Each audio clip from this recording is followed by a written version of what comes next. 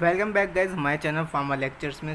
आज हम इसमें पढ़ेंगे फार्मास्यूटिकल इंजीनियरिंग का यूनिट सेकंड का टॉपिक हीट ट्रांसफ़र, कि बेसिकली हीट ट्रांसफ़र होता क्या और हमारी इसको फार्मास्यूटिकल इंजीनियरिंग में क्यों इम्पोर्टेंस है और क्यों इस टॉपिक को रखा गया है। तो जैसे कि ऑब्जेक्टिव के अकॉर्डिंग कि हमें हीट ट्रांसफ़र पढ़ना क्यों, आपको पहले ही बता देते कि हीट ट्रांसफ़र में हीट जो होता है वो एक फॉर्म होता है एनर्जी का। आप सबको पता है कि हीट एक फॉर्म ऑफ एनर्जी होती है और थर्मोडाइनेमिक्स के प्रिंसिपल के अकॉर्डिंग अगर कोई भी फिज़िकल या केमिकल ट्रांसफॉर्मेशन हो रहा है या मतलब मीन्स या फिज़िकल या केमिकल चेंजेस अगर हम किसी सब्सटेंस में या किसी मटेरियल में करते हैं तो हम वहाँ पे जो हीट होती है वो आपकी फ़्लो करती है इनटू द सिस्टम या लीव करती है सिस्टम से। मीन्स आपने केमिस्ट्री में एंडोथर्मिक और एक्सोथर्मिक रिएक्शन पढ़ी होगी, जिसमें जो सिस्टम होता है या तो वो सिस्टम में आएगी हीट या तो सिस्टम से लीव करेगी सराउंडिंग में। ठीक है, एप्लीकेशंस क्या है कि क्यों आपको क्या क्या एप्लीकेशंस है और आपकी ज़रूरत क्यों पड़ती है फार्मास्यूटिकल्स इंजीनियरिंग में, कौन कौन से एरिया में। तो सबसे नंबर वन पे आता है हमारा इवापोरेशन। किसी भी सब्सटेंस को हमें इवापोरेट करना होता है तो हमें हीट ट्रांसफ़र की ज़रूरत पड़ती है। इवापोरेशन में आपका कोई भी लिक्विड सब्सटेंस होता है उसको हम कन्वर्ट करते हैं वेपर्स में। जो प्रोसेस होता है ये आपका यूज़ किया जाता है वेजिटेबल एक्सट्रैक्ट को प्रिपेयर करने में, और जो कंस्ट्रक्शन होती है आपकी वो सिमिलर होती है सेल और ट्यूब हीट एक्सचेंजर्स की तरह, जो कि एम्प्लॉयड की जाती है इवापोरेशंस में। उसके बाद डिस्टिलेशंस में क्या है, ये सेकंड जो पॉइंट है वो आपका डिस्टिलेशन है। तो जो हीट आपको सप्लाई की जाती है एक लिक्विड मिक्सर्स में कि वो कन्वर्ट कर सके लिक्विड को वेपर्स में, और जो वेपर्स होता है उनमें से इंडिविजुअल वेपर्स को कंडेंस करके एक दूसरे कंटेनर में रखा जाता है। कुछ केसेस में जो स्टीम डिस्टिलेशन होता है वो आपका कोई मेटल को अगर हम डायरेक्ट कांटेक्ट कराते हैं किसी डिस्टिलेशन प्रोसेस में तो वहाँ पे आपका स्टीम डिस्टिलेशन जो है वो यूज़ किया जाता है। ड्राइंग क्या होता है कि हमें कोई भी टैबलेट फॉर्म करनी है या कोई भी सस्पेंसन या सॉल्यूशन हमें फॉर्म करना है जो कि सॉलिड वेट में हो। मीन्स वेट हो, थोड़ा थिक ही हो, सॉलिड हो पर वो वेट हो, तो वहाँ पे हम ड्राइंग का यूज़ करते कि जो सब्सटेंस होता है उसको हम एक प्लेट पे रखते हैं, उसके बाद उसको हम ओवन में रखते हैं, हॉट एयर ओवन में, और वहाँ पे हम उसमें एयर पास कराते जिसके कारण जो वो वेट जिसके कारण उसमें से मॉइस्चर जो है वो हट जाता है और उस सब्सटेंस को वो ड्राई फॉर्म में कर देता है, और हमारा जो भी टैबलेट या जो भी हम सस्पेंसन या सॉल्यूशन जो हम बना रहे होते हैं ड्राई फॉर्म में वो आपका तैयार हो जाता है। जो सस्पेंसन सॉल्यूशन आपका कुछ जो मिल्क प्रोडक्ट्स वाले होते हैं उसमें आपके स्प्रे ड्राइंग मेथड का यूज किया जाता है जो कि आपके सॉल्यूशन या सस्पेंसन को बनाते हैं।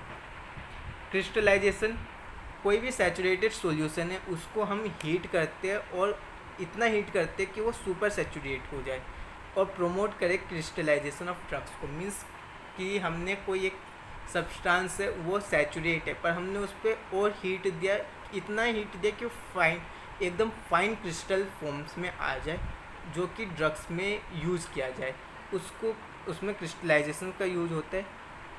ये आपको हीट का रिमूवल करता है एक सैचुरेटेड सॉल्यूशन से और फैसिलिटेट करता है क्रिस्टलाइजेशन में। कुछ केसेस में जो प्योरीफिकेशंस होते हैं बल्क ड्रग्स का वो आपका इसमें इस्तेमाल किया जाता है। उसके बाद स्टरलाइजेशन मीन हो गया कि आपका कोई भी जैसे कोई एपरेटस है ग्लास फॉर्म में, उसमें आपका स्टरलाइजेशन हीटिंग मीडियम से जो भी उसके ऊपर ऑटोक्लेव्स होते हैं फार्मास्यूटिकल ऑटोक्लेव्स उसको हटाया जाता है। ड्राई हीट जो उस पर दिया जाता है स्टरलाइजेशन में उसका इस्तेमाल करते हैं ग्लास एपरेटस और कंटेनर्स में। कुछ प्रोसेस में दूसरे जो प्रोसेस होते हैं उसमें बॉइलिंग, एक्साइटेशन, सब्लिमेशन और फ्यूजन जो है वो भी इस्तेमाल किया जाता है हीट में। जो एग्जांपल होता है वो आपका एयर ओवन हो गया, इंक्यूबेटर्स हो गया, ड्रायर्स हो गया, रेफ्रिजरेटर्स हो गया, एक्सेट्रा। अब इसके बाद आते हैं कि मैकेनिज़्म क्या है हीट ट्रांसफ़र की।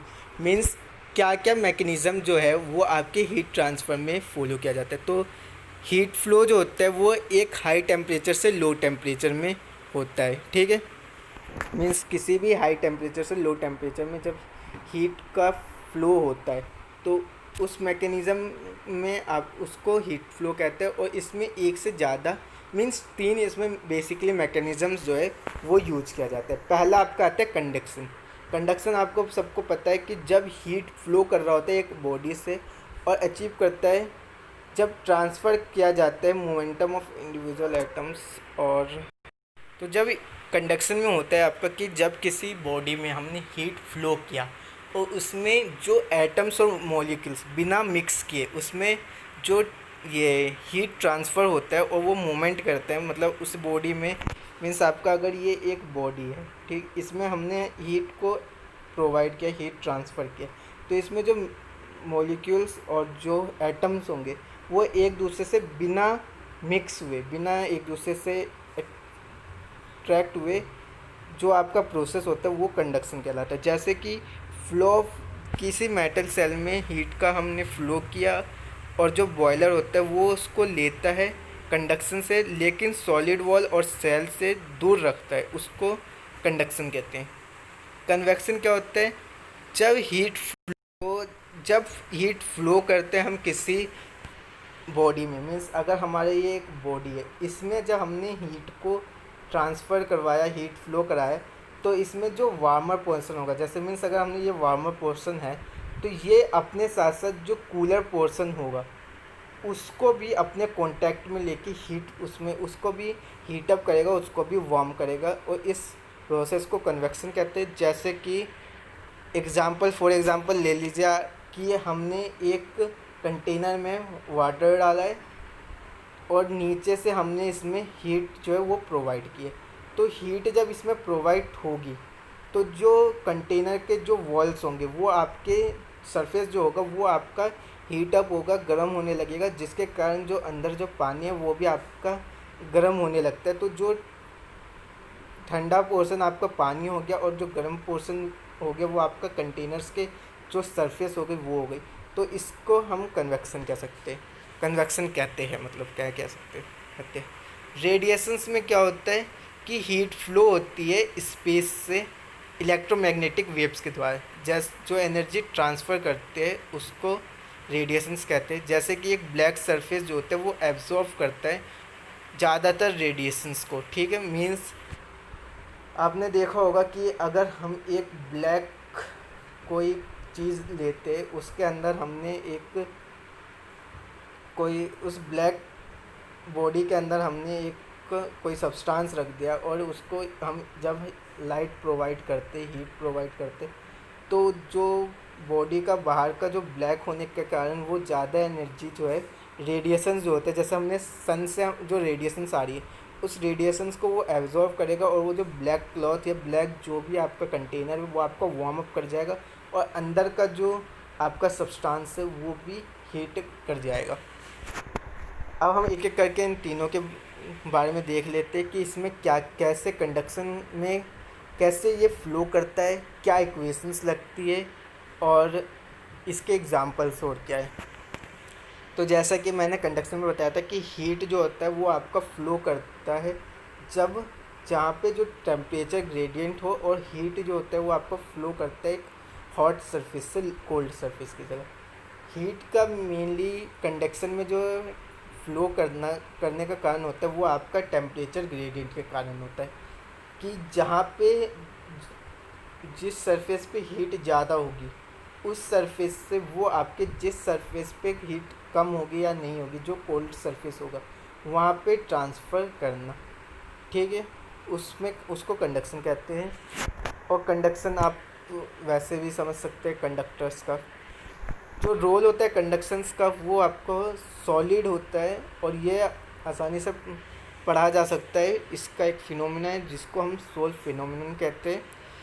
जो बेसिक्स होता है लॉ ऑफ हीट ट्रांसफ़र का, कंडक्शन का, वो आपको इक्वेशंस जो होती है उसकी वो नीचे दी गई है कि जो रेट होता है उसके इक्वल में होता है rate equal to driving force upon resistance. Rate हो गया कि कितने स्पीड में, कितने ये टाइम में, स्पीड में आपका जो हीट है वो ट्रांसफ़र किया जा रहा है। ठीक है, हीट ट्रांसफ़र जो होता है वो आपका रेट से वो करते हैं। ड्राइविंग फोर्स क्या हो गया कि ड्राइविंग फोर्स हो गया आपका कि टेम्परेचर ड्रॉप कितने पे कर रहा है किसी सॉलिड सरफेस का।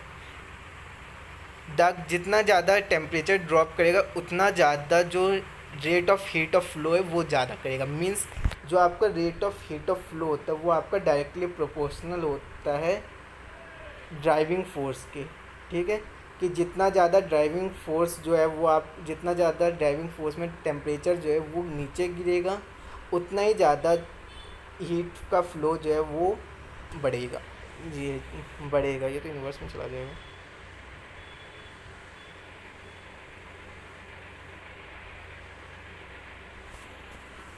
उसका जो फ्लो ऑफ हीट होता है वो आपका डिपेंड करता है कंडक्टिविटी ऑफ मटेरियल की, जो मटेरियल है उसकी कंडक्टिविटी कितनी है। जैसे कि अगर हमने कंडक्शन किया है, किसी कंडक्शन ऑफ हीट जो होता है वो फास्टर होता है आयरन रोड में कंपेयर करने वुडन लॉग में। आप सबने फिजिक्स में पढ़ा होगा कि जो वुडन लॉग होता है उसमें जो रेजिस्टेंस होता है वो आपका ज़्यादा होता है कंपेयर टू आयरन रोड के। तो आयरन रोड जो होता है उसमें रेजिस्टेंस कम होता है जिसके कारण ये जल्दी हीट अप करता है, इसमें ज़्यादा हिंड्रेंसेस आती नहीं है। और इसमें आपके हिंड्रेंसेस बहुत आते हैं जिसके कारण ये हीट करने में ज़्यादा टाइम ले लेता है।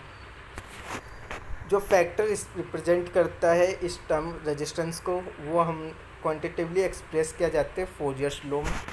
रेजिस्टेंस का अगर हम देखें तो रेजिस्टेंस इक्वल टू होता है आपका कि जो सरफेस है वो कितना थिक है और उसके अंदर और जो मीन प्रोपोर्शनैलिटी कांस्टेंट है वो कितना है, और उसके बाद उसको एरिया ऑफ सरफेस से मल्टीप्लाई कर देते हैं। रेजिस्टेंस इक्वल टू हो गया आपका L/Km। तो जिसमें L जो हो गया वो तो आपकी थिकनेस होगी कि किसी सब्सटेंस की कितनी थिकनेस है, कितनी वो कितना थिक है वो सब्सटेंस, जिस उसके थिकनेस के कारण उसकी रेजिस्टेंस का पता लगाया जा सकता है, और उसके प्रोपोर्शनैलिटी कितनी। उसके बाद उसका जो सरफेस एरिया है, एरिया ऑफ क्रॉस सेक्शन जो होता है कि वो कितना लंबा है और कितना हाइट में ब्रेथ में, उसके जो एरिया ऑफ क्रॉस सेक्शन है वो देखा जाता है। फोरियर्स लॉ देखें तो